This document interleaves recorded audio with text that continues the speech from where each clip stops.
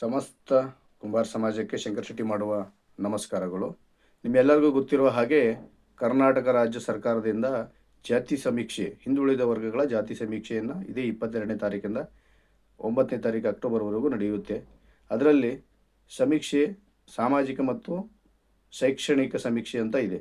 ಈಗಾಗಲೇ ಮುಂಜೊಂದು ಸಲ ಮಾಡಿದ್ದು ಎಲ್ಲರಿಗೂ ತಿಳಿದಿರೋದು, ಅದರಲ್ಲಿ ವ್ಯತ್ಯಾಸಗಳು ಆಗಿರೋದ್ರಿಂದ ಇದು ಮತ್ತೊಮ್ಮರು ಸಮೀಕ್ಷೆ ಮಾಡ್ತಾ ಇರೋದು. ಇದರಲ್ಲಿ ಕುಂಬಾರ ಸಮಾಜಕ್ಕೆ ಗೊಂದಲ ಆಗಬಾರ್ದು ಅನ್ನೋ ಉದ್ದೇಶದಿಂದ ಕೆಲವೊಂದು ವಿಷಯನ ನಾವು ಹಂಚ್ಕೊಳ್ತಾ ಇದ್ದೀವಿ. ಮೊದಲನೇದು, ಧರ್ಮದ ಕಾಲಮಿನಲ್ಲಿ ಪ್ರಶ್ನೆ ನಂಬರ್ 8, ಧರ್ಮದ ಕಾಲಮಿನಲ್ಲಿ ಕಂಪಲ್ಸರಿ ಹಿಂದೂ ಅಂತಲೇ ಬರೆಸಬೇಕು. 9ನೇ ಜಾತಿ ಕಾಲಮಿನಲ್ಲಿ ಯಾವುದೇ ಕಾರಣಕ್ಕೂ ಬದಲಾವಣೆ ಆಗಬಾರ್ದು, ಕುಂಬಾರ ಅನ್ನೋದು ಏಕೈಕ ಹೆಸರನ್ನ ಅಲ್ಲಿ ಬರೀಬೇಕು, ಕುಂಬಾರ ಅಂತಲೇ ಬರಿಬೇಕು, ಬೇರೆ ಯಾವುದೂ ಬರಿಬಾರ್ದು. 3ನೇದು, ಪ್ರಶ್ನೆ ನಂಬರ್ 10ರಲ್ಲಿ ಉಪಜಾತಿಗಳಂತಿದೆ. ನಿಮ್ಮೆಲ್ಲರಿಗೂ ಗೊತ್ತಿದೆ ಉತ್ತರ ಕರ್ನಾಟಕ ಭಾಗದಲ್ಲಿ ಯಾವ ರೀತಿ ಗೊಂದಲಗಳಿದೆ. ಹಾಗಾಗಿ ಅಲ್ಲಿ ನೀವು ಹಿಂದೂ ಕುಂಬಾರ, ಕುಲಾಲ, ಮೂಲ್ಯ, ಹಾಂಡ, ಸಜ್ಜನ್ ಕುಂಬಾರ, ಚಕ್ರಸಾಲಿ, ಗುಂಡಾ ಭಕ್ತ ಈ ರೀತಿ ಹೆಸರುಗಳನ್ನೇ ಬರಿಬೇಕೇ ಹೊರತು ಬೇರೆ ಪರ್ಯಾಯ ಪದ ಬರೀಲೇಬಾರ್ದು, ಅದನ್ನು ಸೂಚಿಸಲೂಬಾರ್ದು. ಹಿಂದೂ ಕುಂಬಾರ ಅಂತ ಬರೆದ್ರೆ ನಿಮಗೆ ಈಗ ಗೊತ್ತಾಗುತ್ತೆ ಏನಕ್ಕೆ ಹೇಳಿದ್ದೀವಿ ಹಿಂದೂ ಕುಂಬಾರ ಬರೀರಿ ಅಂತ. ಅದು ಭಾಷೆ ಅಂತ ಕಾಲಮ್ ಬಂದರೆ ಭಾಷೆಯ ಕಾಲಮಲ್ಲಿ ನಿಮ್ಮ ಆಡು ಭಾಷೆ ಯಾವುದಿದೆ, ಕೆಲವೊಂದು ಕಡೆ ಕನ್ನಡ ಇದೆ, ಮರಾಠಿ ಇದೆ, ತುಳು ಇದೆ, ತಮಿಳು ಇದೆ, ತೆಲುಗು ಇದೆ, ಈ ರೀತಿ ನಿಮ್ಮ ಭಾಷೆ ಯಾವ ಆಡು ಭಾಷೆ ಇದೆ ಅದನ್ನು ಬರೆಸಿ. ಪ್ರಶ್ನೆ ನಂಬರ್ 24ರಲ್ಲಿ ಮೀಸಲಾತಿಯಿಂದ ಏನಾದರೂ ಸವಲತ್ತುಗಳು ಪಡೆದಿದ್ದರೆ ಅದನ್ನು ಅಲ್ಲಿ ಸೂಚಿಸಿ.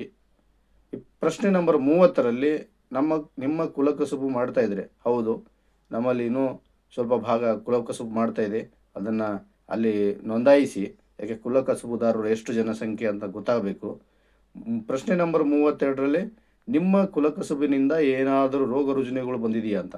ಇಲ್ಲವೇ ಇಲ್ಲ, ನಮ್ಮ ಕುಂಬಾರಿಕೆಯಿಂದ ಯಾರಿಗೂ ಯಾವುದೇ ರೋಗ ರುಜಿನಗಳು ಬರೋದಿಲ್ಲ, ಹಾಗಾಗಿ ಇಲ್ಲ ಆ ರೀತಿ ಯಾವುದೂ ಬಂದಿಲ್ಲ ಅನ್ನೋದನ್ನ ಅಲ್ಲಿ ತುಂಬಬೇಕು.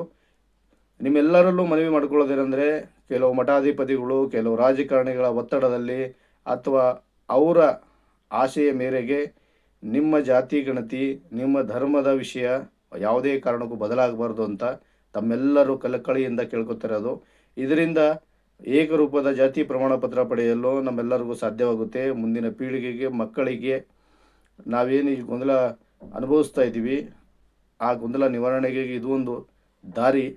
ಮತ್ತು ನಮ್ಮ ಜನಸಂಖ್ಯೆ ಎಷ್ಟು ಸರಿಯಾಗುತ್ತೋ ತಪ್ಪಾಗುತ್ತೆ, ಆದರೆ ನಾವು ತುಂಬಿಸುವ ಕೆಲಸ, ನಾವು ಪ್ರಶ್ನೆಗಳು ಮನೆಗೆ ಬಂದಾಗ ಸರ್ವೆ ಮಾಡೋಕ್ಕೆ ನಾವು ನಿಖರವಾದ ಮಾಹಿತಿನ ಕೊಡಬೇಕು. ಈ ನಿಖರವಾದ ಮಾಹಿತಿ ಕೊಡೋದಕ್ಕೆ ನಿಮಗೆ ಕೆಲವೊಂದು ವಿಷಯಗಳನ್ನ ಹೇಳಿದ್ದೀವಿ, ಅದನ್ನು ಮಾತ್ರನೇ ಪಾಲಿಸಿ ಅಂತ ತಮ್ಮೆಲ್ಲರಲ್ಲೂ ಕಳಕಳಿಯಿಂದ ವಿನಂತಿಸಿಕೊಳ್ಳುತ್ತೇವೆ. ನಮಸ್ಕಾರ, ಧನ್ಯವಾದಗಳು.